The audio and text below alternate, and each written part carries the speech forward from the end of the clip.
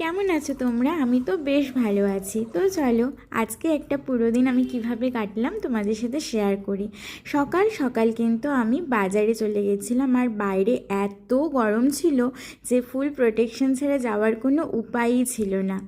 গিয়ে বেশ কিছু মাছ বাজারে মাছের কেনাকাটি করে নিলাম, এবং তারপরে আরও কিছু কেনাকাটি কমপ্লিট করে নিয়ে বাড়িতে এসে কিন্তু আমি আমার ব্রেকফাস্ট কমপ্লিট করে নিলাম। তোমরা ব্রেকফাস্টে কী খাও কমেন্ট করে কিন্তু অবশ্যই জানাতে পারো। দেন আমি কিন্তু টক দইয়ের সাথে ফ্রুট মিক্স করে খেয়েছি। এটা খেতে কিন্তু খুব টেস্টি লাগে, তোমরাও ট্রাই করতে পারো অবশ্যই।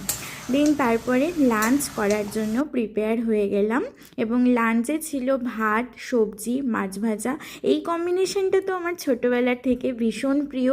তোমরা কারা কারা ছোটোবেলায় মাছ ভাজা দিয়ে ভাত খেতে ভালোবাসতে কমেন্ট করে জানিও কিন্তু।